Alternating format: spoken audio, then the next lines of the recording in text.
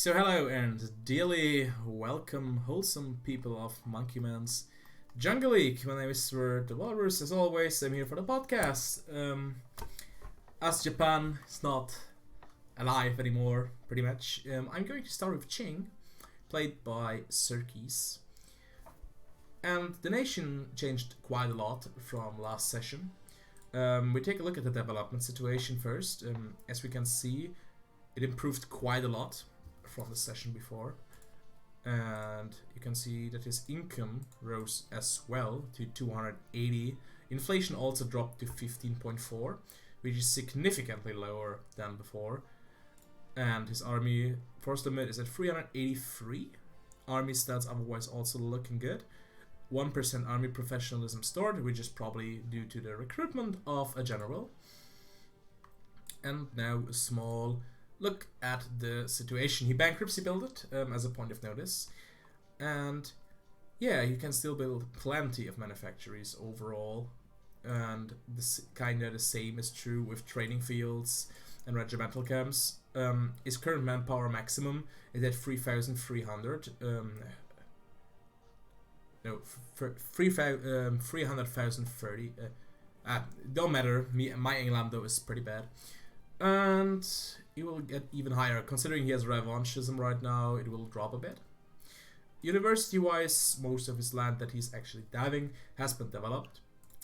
And yeah, workshops are pretty much full build for the relevant part. The thing is, he's managed primary culture and it's only 34% right now. The thing is, he should try to convert as much as possible right now. Why? The thing is, in Age of Absolutism, you get an age objective called the Manchu Banners, which gives you 50% additional possible Manchu Banners, which makes it the best time to actually use them. So, I guess he will do as much as he can in the next years. The downside with it is that he's massively behind in Diplotech. Remember, if I were him, I would actually think about going on a Diplo focus for the Manchu Banners, because currently, let's be real, he's not making that much. He's currently also integrating Ashikaga, which will still take quite a lot of time, 4 years and 200 points. But afterwards, he can do quite a lot with his nation. Yeah, there's someone else of my guests today, Darth and Monkey Man, want to say something about Ching. I mean, the thing with Ching is that he's stuck with pretty bad ideas. So and he can't really change the leader since Ching is an in-game tag.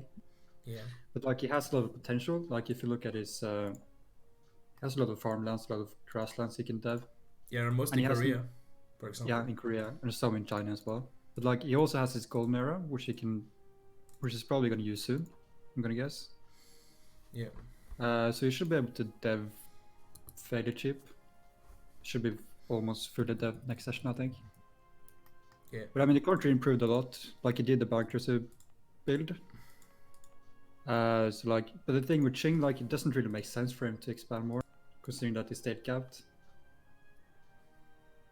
Just finish up China and finish up Japan, I guess, and then see what happens.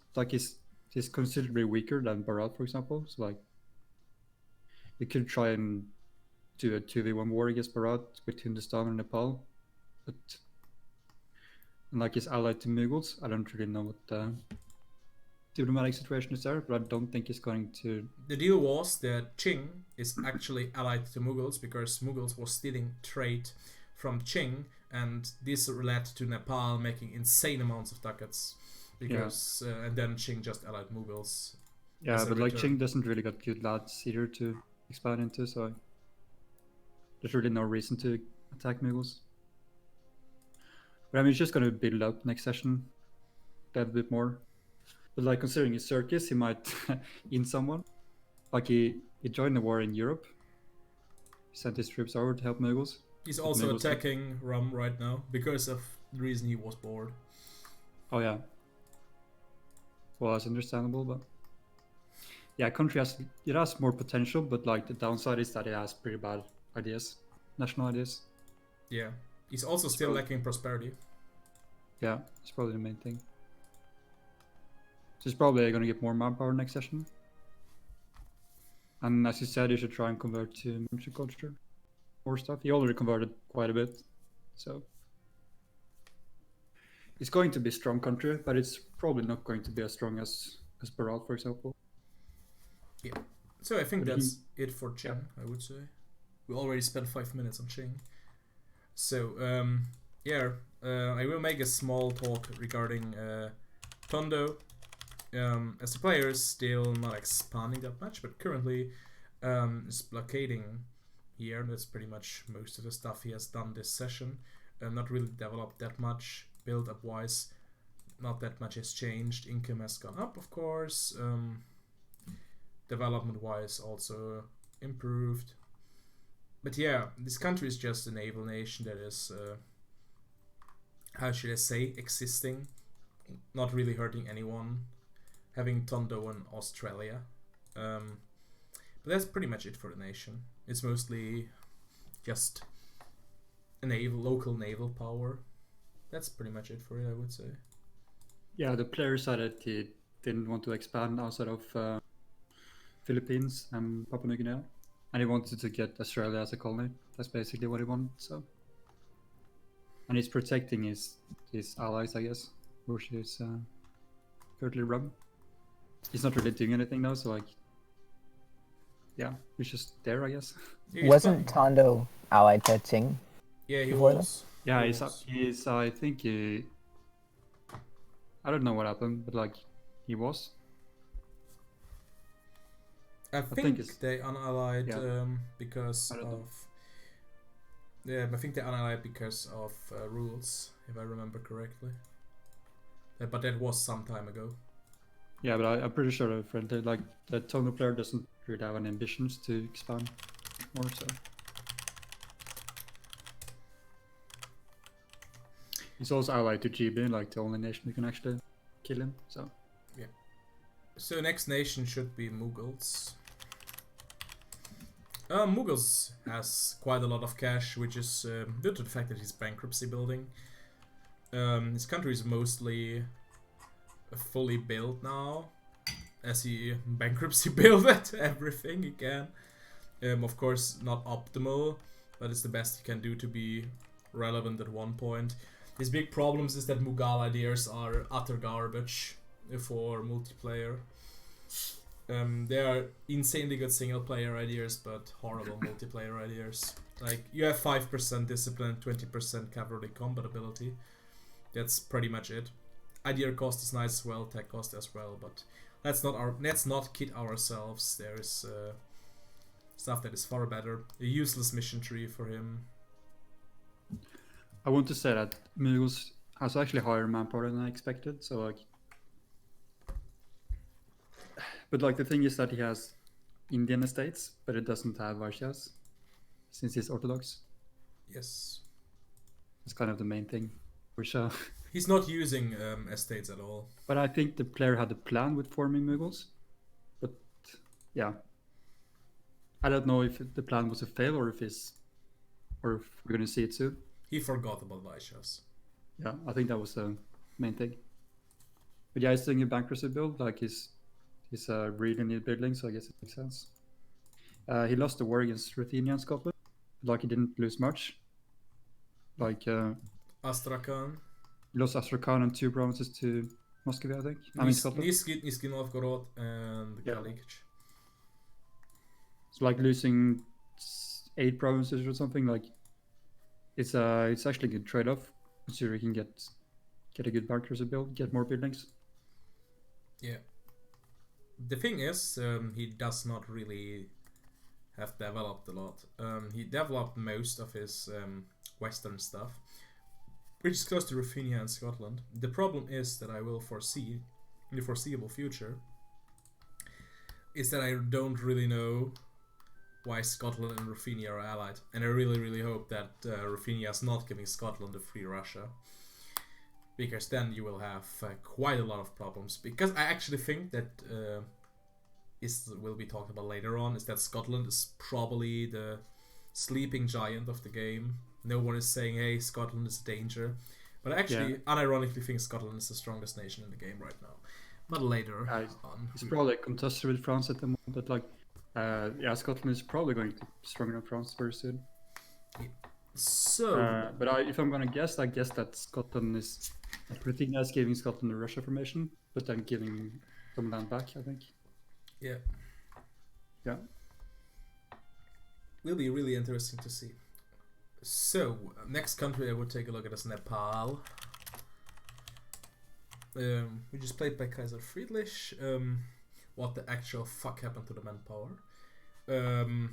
Not really regenerating a lot of manpower. He's at below 3,000, 300,000 cap. Not using a rival is kinda odd. He's significantly weaker than all of his neighbors besides the Mughals. He's significantly weaker than Hindustan and Bharat and Mughals, which is also due to the fact that he just unstated, I think, his entire country for the Nepal formation. And I to come down to the point, I already talked about it with the player. I think overall it's really nice that he picked up the Nepal ideas. But let's not kid ourselves. I think the biggest problem of this entire swapperoo, with all of India actually, is that the nations put themselves behind a bit on development and other things because they tech switched so much. For Nepal or Timor looks very similar to last session, but like the thing is that he has a lot of autonomy. Like most of his provinces are 50% autonomy. Yeah, because they're not stated. Yeah, no, they are stated. No, they are not. You still need to state them once more. Oh yeah, hasn't called it. Yeah, true. Like it's a territorial core at the moment. Yeah. The country is not really looking hot at the moment. Like he needs just needs a bit of peace, I guess. But like if someone really wants to take advantage of the position, like Mughals, Indians, for example, they should really strike him now while he's quite weak. Like both his economy and manpower is not really looking that hot. But like at least he has Nepali ideas, which are very good. And he also has badass states at the moment and is in current country, so he will become significantly stronger once he's out and fix this nation. Well, current country decreases your income, so you're 20% goods, 20% country tax. Should be good in like 20 years maybe. he used all of his missions before forming Nepal, and he has the interest mission or event.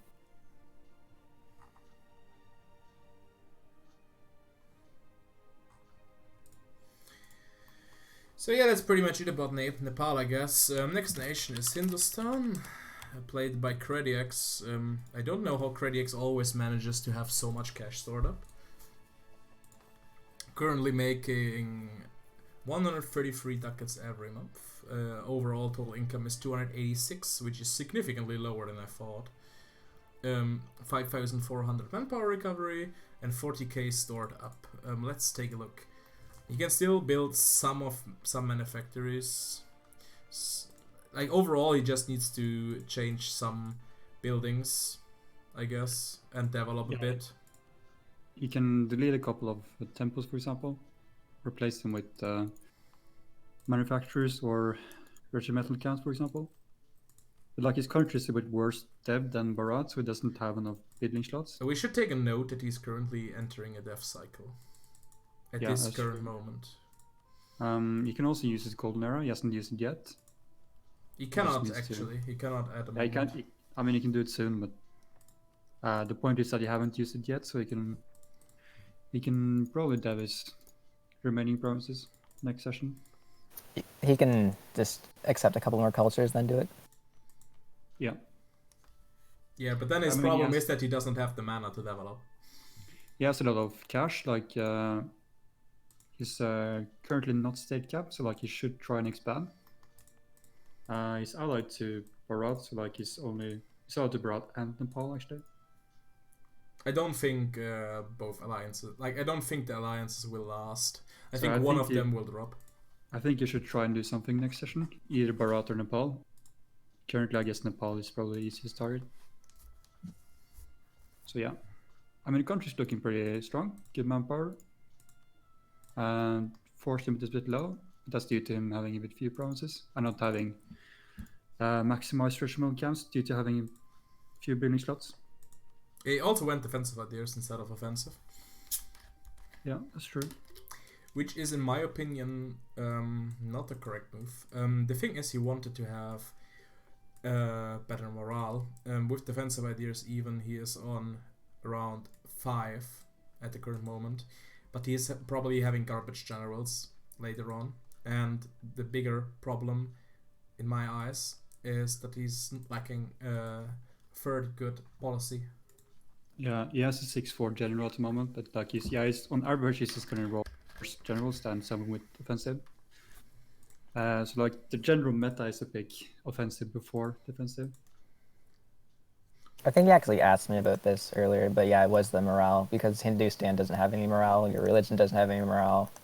Yeah, he's also sitting at 45 power projection, so he should show if he insults someone, he gets to 50. Just a reminder to the player. Yeah. He also has a trade with Great Britain, so like his income would probably have been lower if he didn't have that. Hello, Soda. But yeah, I think you can move on to another country. Yeah, I would say we're doing Bharat next. As I usually dislike talking about my own country, feel free to talk about it, Monkey Man. I mean, if you look at Skanderberg, it's the third strongest at the moment. It's definitely the strongest in Asia with Rum contender. Rum is currently getting utterly destroyed. Yeah, he is. He attacked Rum and he sieged down Sumatra fairly quick, so Rum couldn't really react. And I don't think Rum expected him to blitz through, or that Timurus gave him access. So like he rushed through into like modern day Syria, and he might be able to like force a 100%. Like it depends a bit. Like Rum currently has 15k depth. Meanwhile, I can already say that I made a peace deal. Meanwhile, yeah, Bharat is making money, so yeah. I already made a peace deal with him. I will get, we will send Wargol the peace, but he was already alright with it. I will show it on stream. I will get the province of Siak, which is the province that you need to get over to Sumatra. The province of Tulembaran, which is the province that will, no, it's the wrong one. Bengkulu, which is the province that will get coal. Then I will also get the province of Mitsiva and Kilwa and Lindi in Africa, in the central Swahili coast. And that's it. It's a 48% peace deal, but Makes sense. it's better for both of our countries to not sit in a war for much longer. Considering the fact I'm not even using a single merc. I'm not full committing in this war. And yeah, as you can see, like I'm not even full committing I'm slightly over my force limit, 6 over my force limit, and I still have around 200,000 or nearly 300,000 sitting at home. I think that Bharat could have maybe tried to like get 100%, but it would have taken some time, and like you would have to use a bit of resources to get it. Yeah, agreed. But I mean, the country looks very strong. It's good manpower, good economy, good force limit is okay, a bit lower than Rum. You can actually quite lower. It's 50. Yeah. It's but that's due to him not having enough regiment camps from not enough building slots. But he has a very good. He swapped to Bharat, which has the minus 20% development cost mission, which I assume is going to use next session. Yes. He's also integrating Ayutthaya, so he can get a bit more down. That's good. Yes, the natural path of expansion is into Nepal. He has a lot of claims there as well. So, but yeah, country's looking very good. Strongest in Asia for sure. Yeah. Also, the fact is that he has Telugu reforms. Also, all of them are chosen. Nyankara system, Polygars, and permanent Marathas council. Yeah, he also has a very good ruler as well. Like, yeah, the country is looking extremely strong. Yeah, 130 years with 656 rulers. Yeah, I do have to say that Child of Surya is a bit. I didn't get Child of too Surya much. more than once. Okay, well, I got it once. Just I got a bit got lucky, I guess. talented and ambitious daughter, and one normal, and this one was a random child as well. Like it is inherited like 15 times. Yeah. Well, I guess it makes sense. It made sense to attack Rome in the sense that I think Rome overexpanded a bit too much. Like he couldn't really protect his land in Indonesia. Like his country is just too wide, kind of. Just too many fronts, too many enemies. Yeah. Like punishing Rome a bit and making him take a bit of loans. Just like Rome is probably the second strongest in Asia at the moment. Yeah, I think it lost a lot of momentum. Like the problem with Yeah. Rom is that Rom has to fight in Europe, and Barat is just Barat. It's just sitting there, and considering the fact that he has made sure that he's not getting attacked by Qing, I think Qing is actually closer to beating him in the Sunnish future than Hindustan. Like Hindustan has far better ideas, but Qing has the big advantage of Manchu banners at one point, which will be insanely strong. Yeah, Qing is probably going to be a contender to Barat in the future. So yeah, that's pretty much it for the Barat, I guess. So let's go over to Rum. So played by Commandante and now getting taken over by War Goggle. I think is it taking over or is it just subbing? I think he's taking over. From my chat with him, I would say that War Goggle is taking over. Like War Goggle asked in, like literally 3 GMs are here, or mods are here in the chat, and yeah, he asked if he can take over, and Commandante offered it to him. Yeah, it's fair enough. So, pretty standard idea build, usually. I think he can still... Like, he's not going to lose a lot from this war. Like, not even close.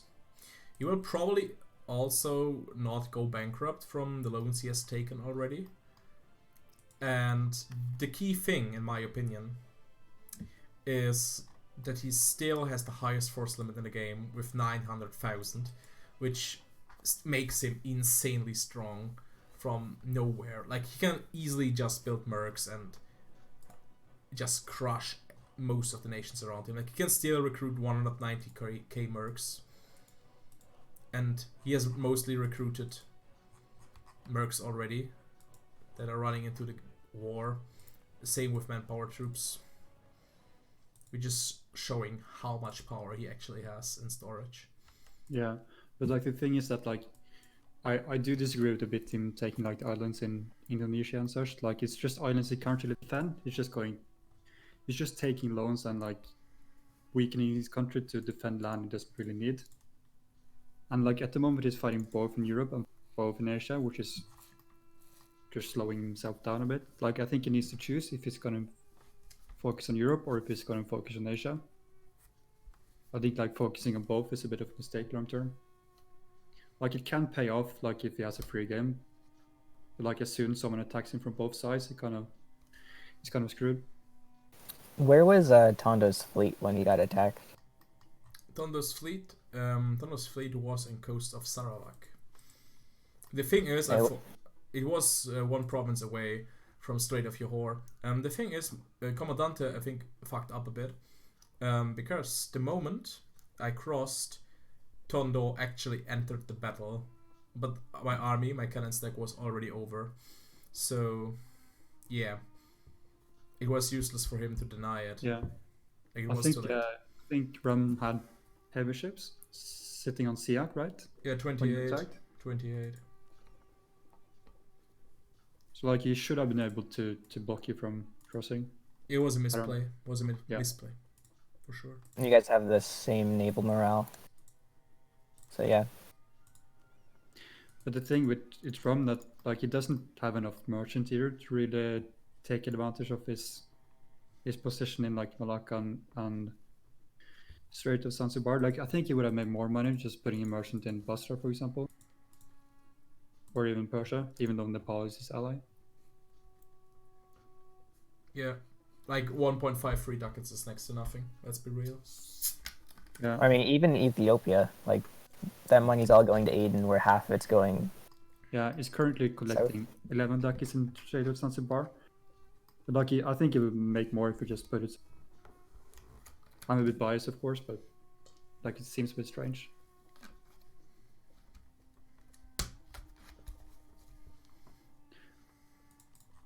But I mean, the country is still very strong.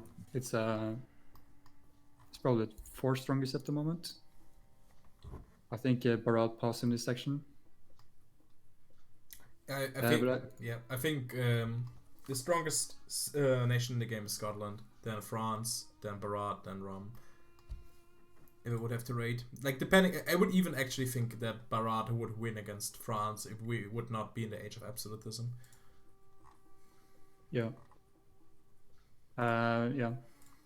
I think you have like tried to do too much so far in the game.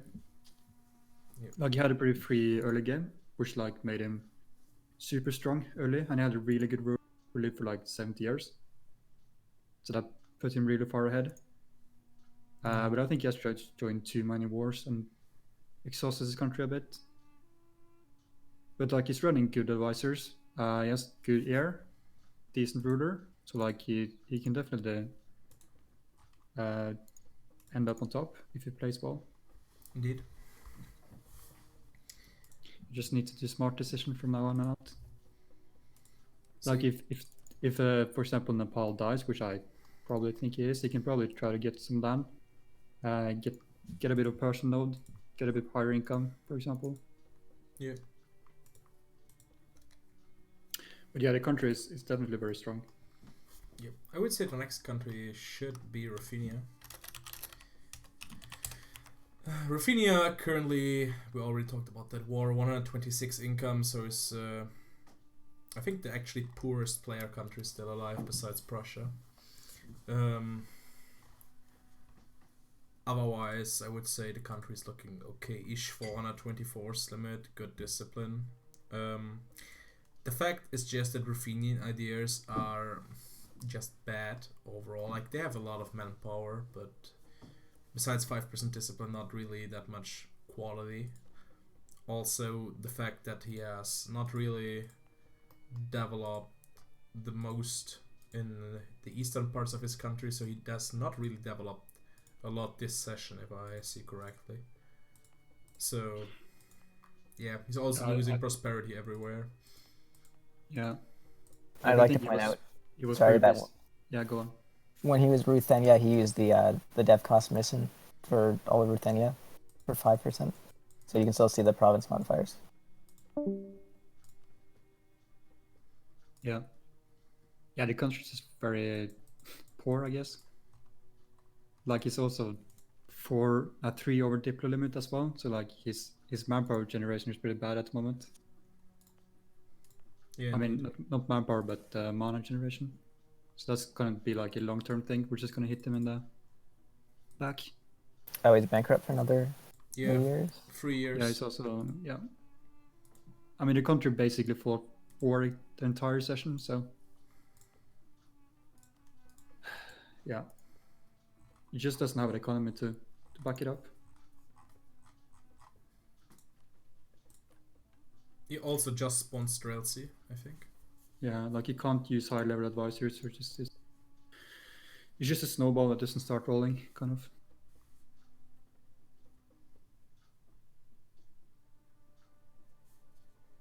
The country looks pretty similar to last session.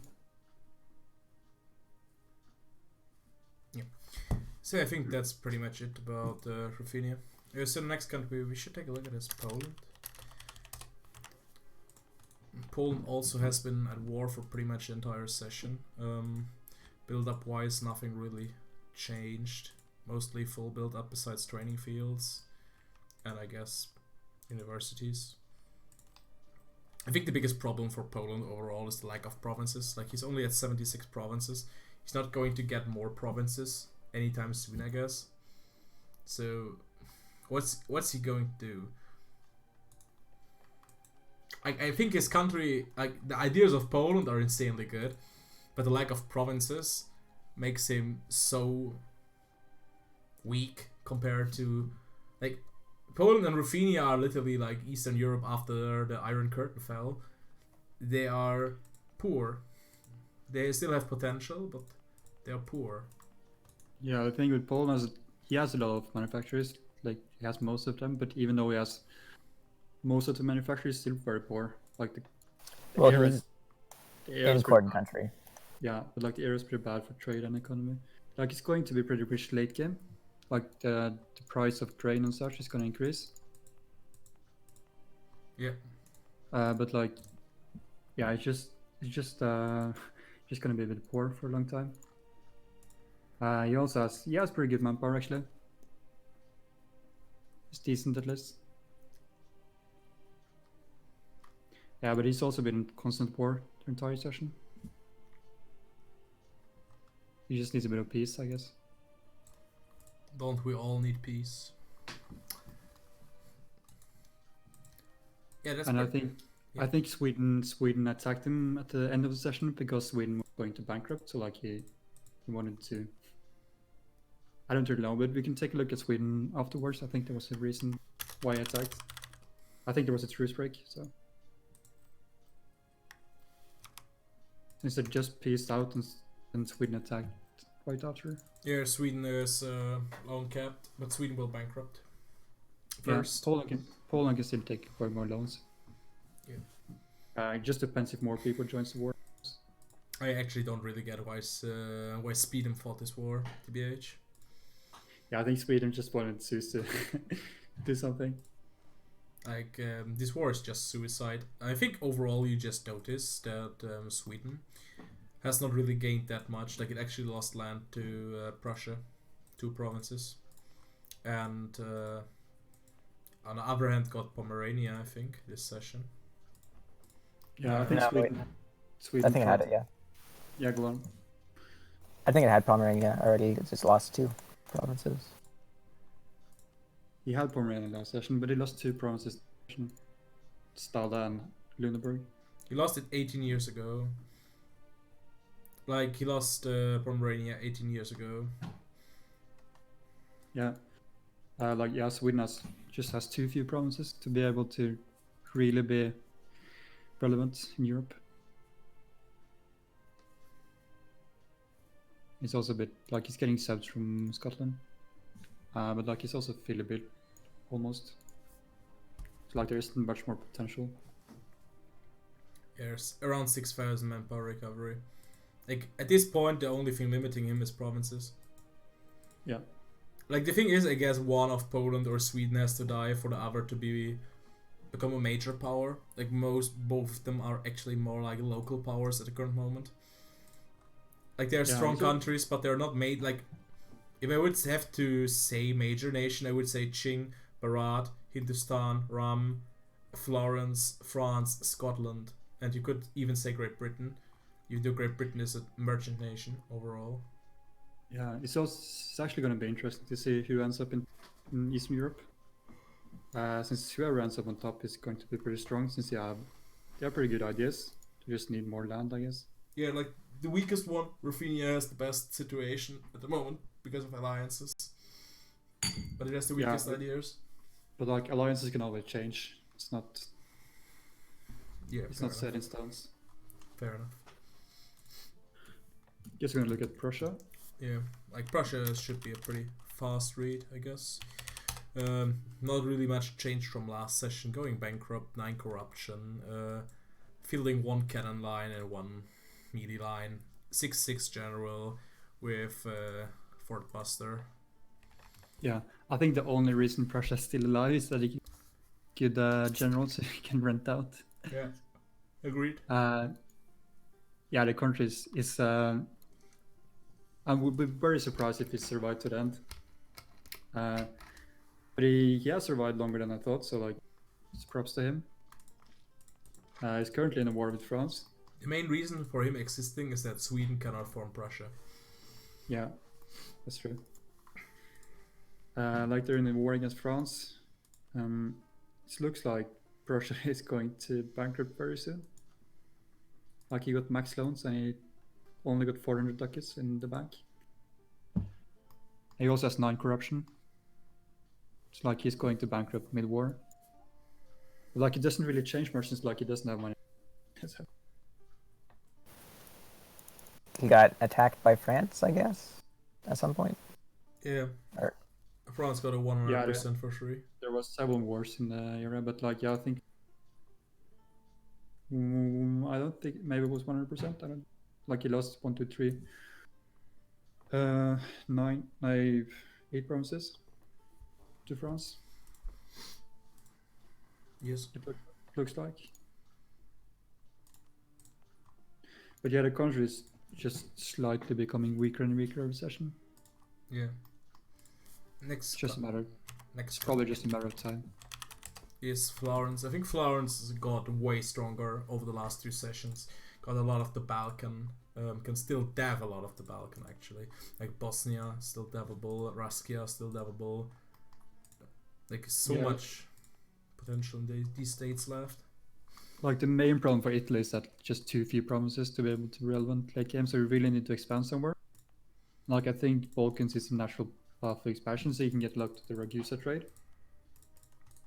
And like it looks like he opposed France, which is good. Like he can get more Genoa trade. So like his income is pretty good. He has improved a lot manpower this session. Here 4,500. The only thing is that his force limit is pretty low, but that's just due to him having few provinces. Indeed.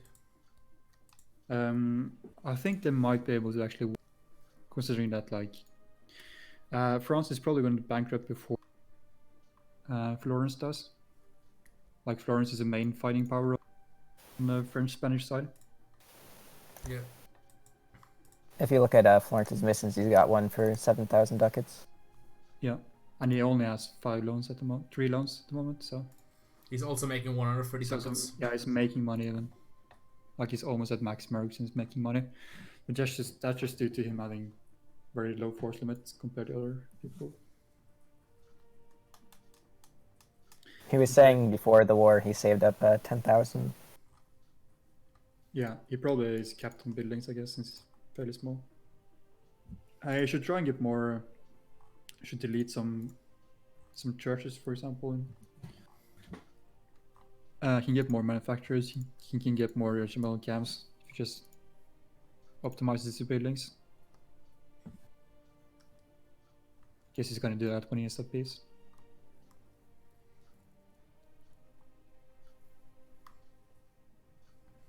Yeah, the country is. You can also use his state interest.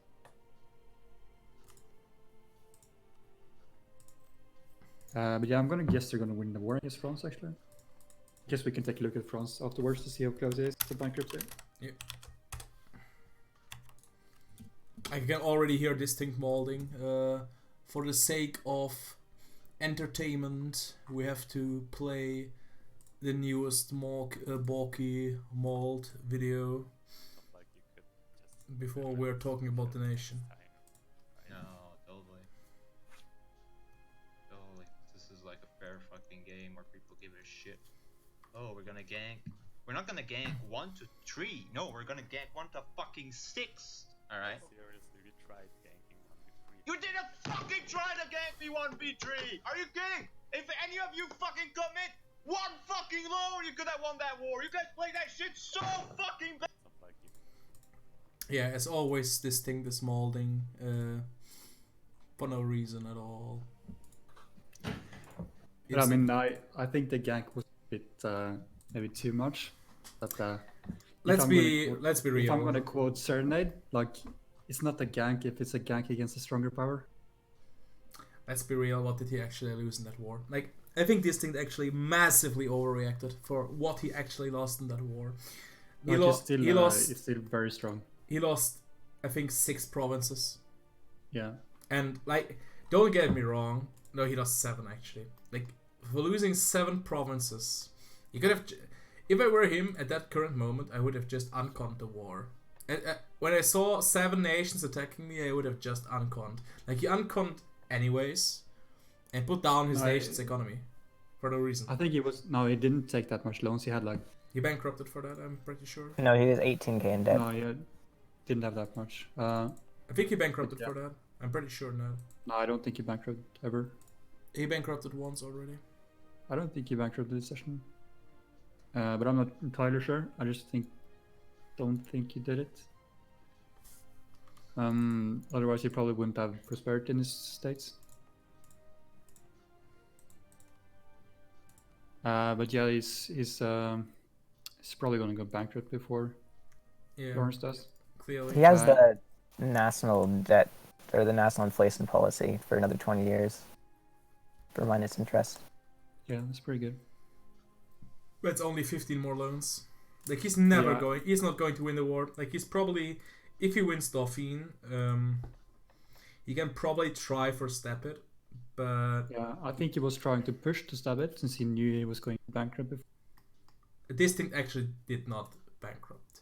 But Yeah, he was But I shaking think- his head at the moment. I think he might be able. It looks like he's going to win the battle in Dauphin, maybe.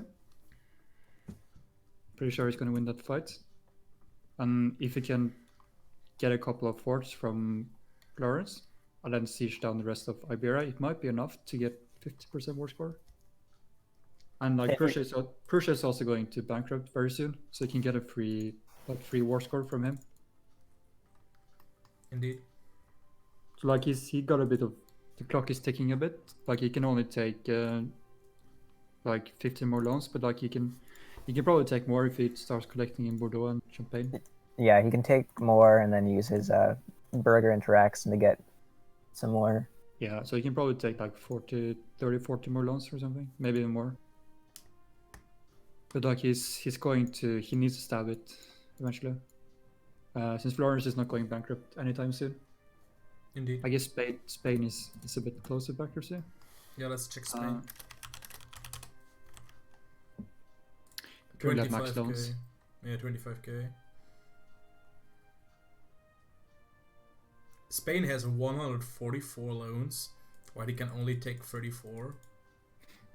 Yeah, he got trade power in Sevilla. Ah, fair enough.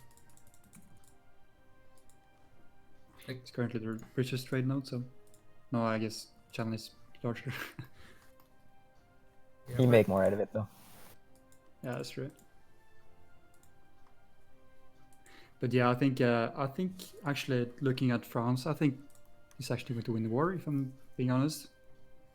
Since I think he's going to win the battle in Dauphin, he's going to assault a couple of forts, defend against Florence, and take rest of Iberia and push a bit into Prussia. And I think that should be enough to get 50%. Like he will get both mountain forts in Iberia for pretty much free. Like Spain is still reinforcing, Yeah. and Spain cannot really like consolidate mercs all the time. Yeah, so like Florence just needs to like, I don't really know what he should do. Like he needs to get France and not get 50% war score before he bankrupts. France is currently losing over 300 ducats each month. Yeah, I It's a think bit from reinforcements, but this might be even more after the battle ends.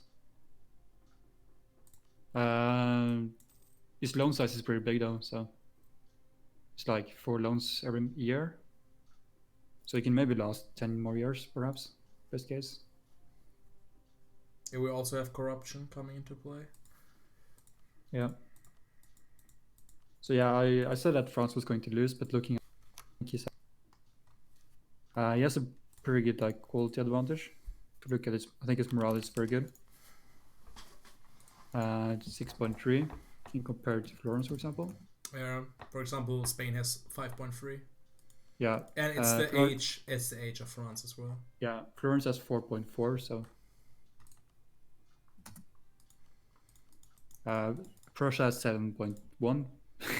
Like Prussia doesn't have any troops, so It will be interesting to see if Ram is going to send in the big stack that's currently marching back to Anatolia, which is not needed anymore. So it will be relevant to see what Rum is going to do in that war. Yeah, I think Rome might help Florence, but like considering that France is probably weaker now than it was the last session, he might just leave them be, perhaps. Oh, that's something of note, actually. If Rum loses this war, everybody will gain revanchism.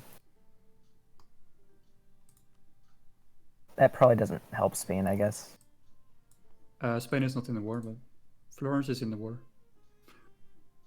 No, Spain's... Yeah, you're right. Yeah, but Florence is going to get a bit of revanchism, but like Florence isn't really going to bankrupt anytime soon. Really help much. Why you do this, Ragey? Why'd you peace out of the war? But yeah, I think it's possible for both sides to win if they play good. But I'm going to say that it's most likely that France is going to end up stabbing. Just needs 8% more war score. Yeah, he's probably taking the forts back. Like, I guess he's taking... I would say he's probably taking Navarra and Huesca, which is 16% war score. He should take Navarra since it's... Yeah, Navarra, and then he's probably taking Cuneo as well.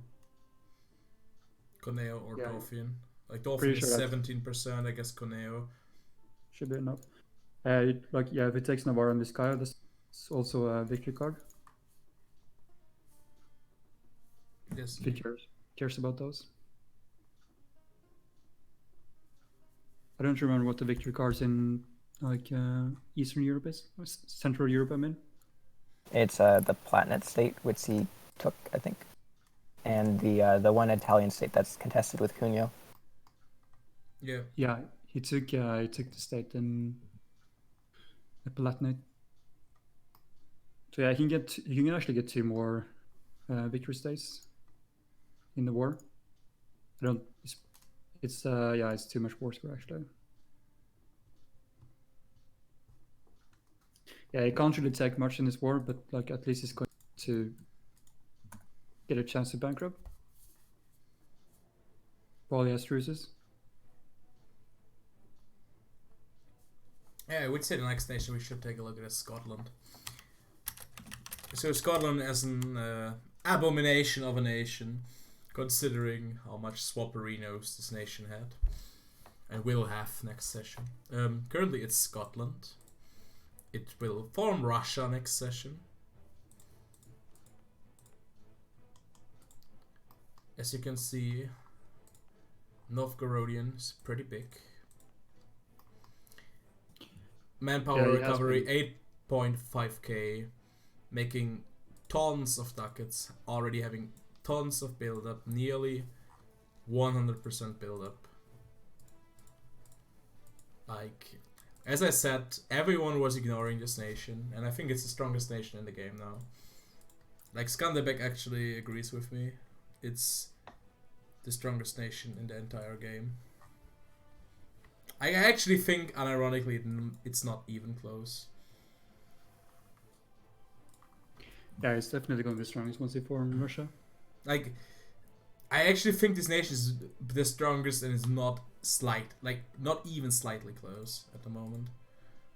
Like, the fact is, once he forms Russia, for the sake of the argument, let me check the commands for EU4, so we make him Russia for once.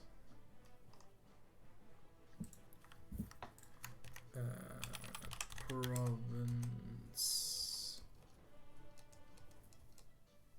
So what's the command for giving assimilate? Let's do assimilate for that one. Just stop mattering anyways. Debug mode. I think the only thing is that Scotland probably has a bit too few provinces to get really high force limit late game. But like if it's going to be Russia, it's going to have very good force limit. Yeah, like it's not going to matter if you have not enough force limit if you just have Russian adheres. But like having more provinces is probably like his biggest flaw at the moment. So Moscow.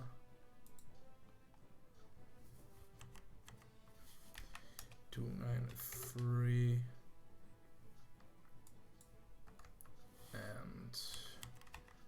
307. Form Russian nation.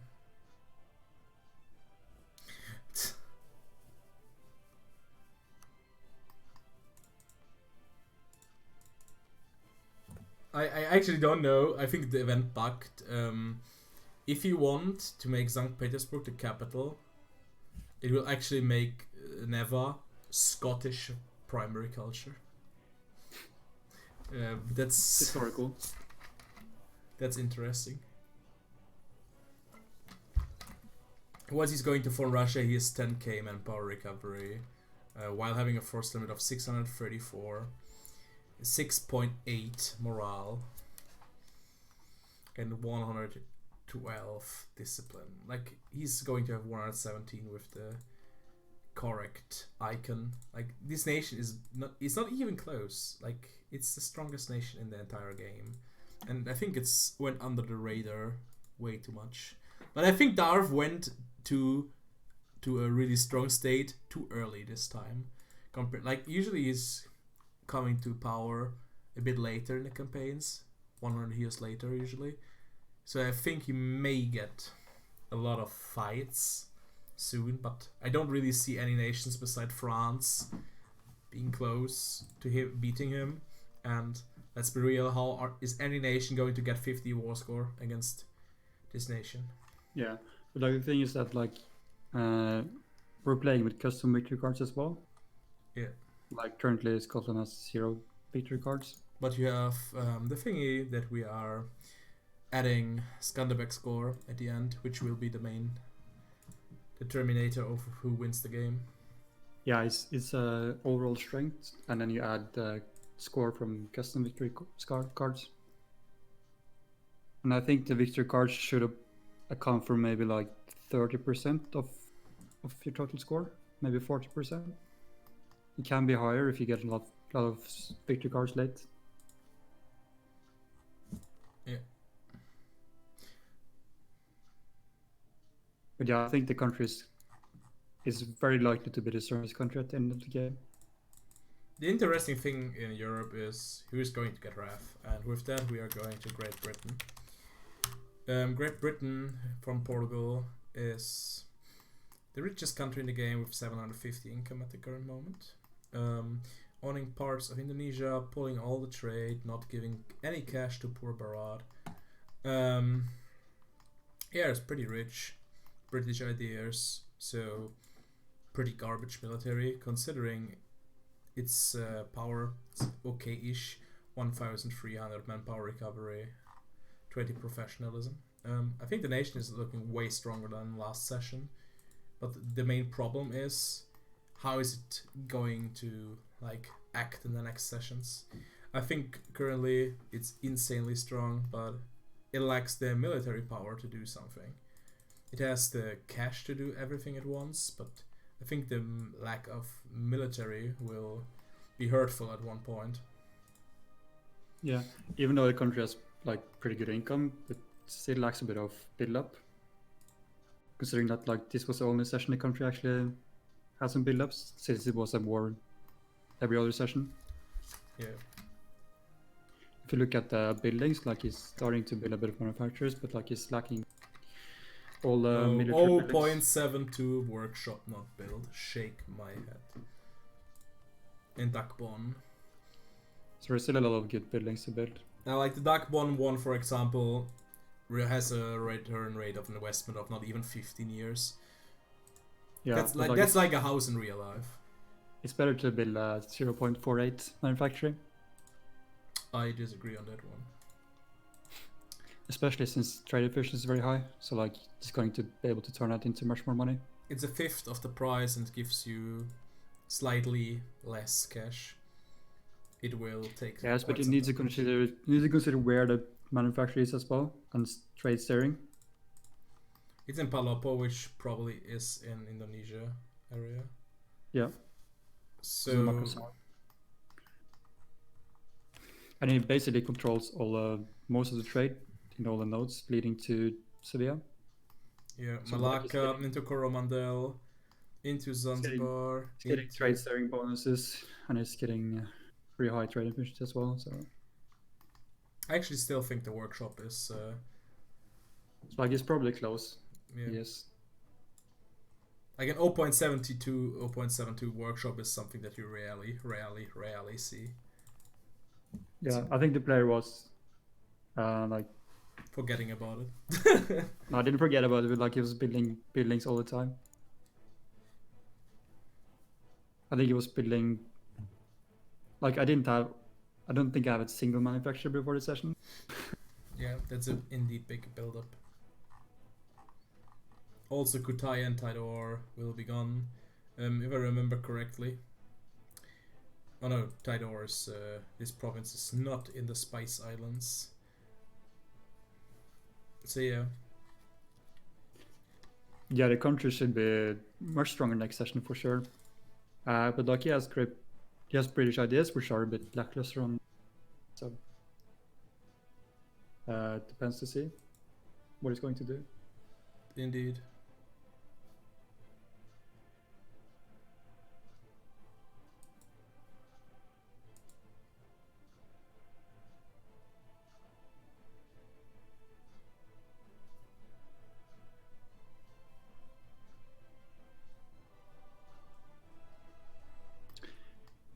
I also just finished quantity economics, so there's been very little manpower deving so far. Yep. But it should be able to increase quite a bit soon. Yeah, so to end the podcast, what do you think who will win the game? Top 3? I mean, it's a bit hard to say at this moment. I think it's going to be clear in a couple of sessions, but I think Scotland is definitely the top 3 contender. I don't really see how they're not going to be top 3. France is also a contender. Like he slowed very much down this session due to losing Big War. I think Barat is also very strong. He also has control of a couple of victory cards. GB can be a contender, but like it depends a bit of what he's going to do in the future sessions. I think Qing can also be very strong. He also has 3 victory cards. I don't see Rum actually, like Rum is a bit of a hard spot. Depends a bit of the diplomatic choices of the player. I don't think anyone in Central Europe is going to reach top 3, just to it being a too contested area. Only one would probably be Poland, considering he has pretty good national ideas if he gets a bit more land.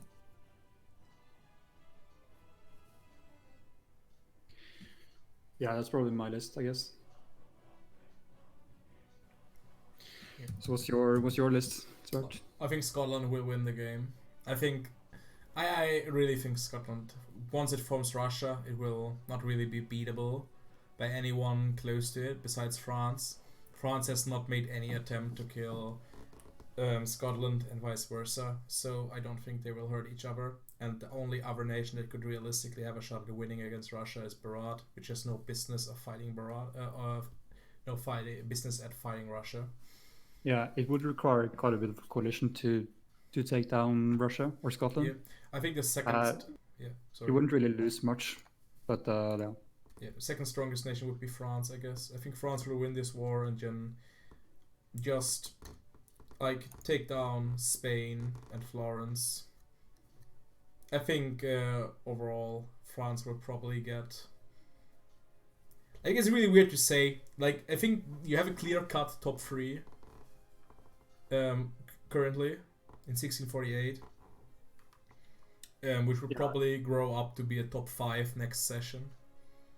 Yeah, I do agree with Scotland, France, Barat. 4th is Qing, for me. Like Qing is Rum is currently stronger than Qing. Yeah, but Qing is a bit of a sleeping giant at the moment, so. Yeah, like Qing is the new sleeping giant. Like I think Scotland was it before, and now Qing is it. Like Qing will probably have one more session of build up and then be on par with Barat. Besides ideas. I think Eastern Europe is just too scuffed to be able to compete. Yeah, I think Sweden will never get to form Prussia, so Sweden will not become a major power. Yeah, it's also going to be interesting to see who gets rev in Europe. That can change a bit. Great Britain, I'm pretty sure on that. Like it depends a bit. Like it's possible to cuck Great Britain since like if France borders Great Britain, they can just walk onto his capital and kill the rebels. But only one who can't really be punished is probably Scotland. I highly doubt that Scotland will get RAF. So it depends who goes for it. I actually really don't think Sweden has theoretically the lowest tax, so like he should get it if everyone did it optimally. Like it also something which also might happen since there's a lot of poor countries in Europe is that someone bankrupts and goes for Rev. Yeah.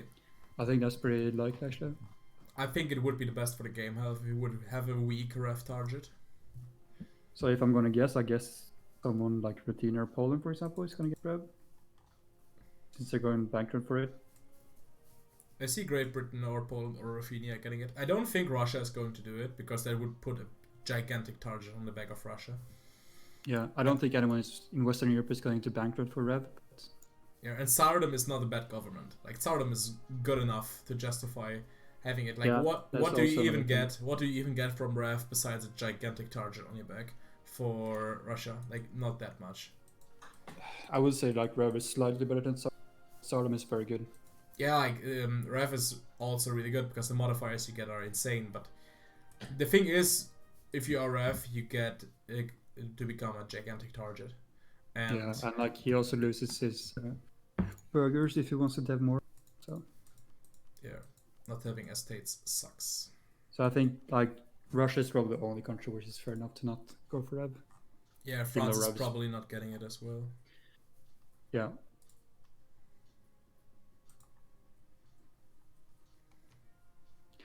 But yeah, I think the next couple of sessions is going to be interesting to see how it... Yeah. What a shame I cannot play next session. What a shame. What a shame. I bet Monkey Man will gank me. Shake my head. So thank you for joining the podcast and see you next week.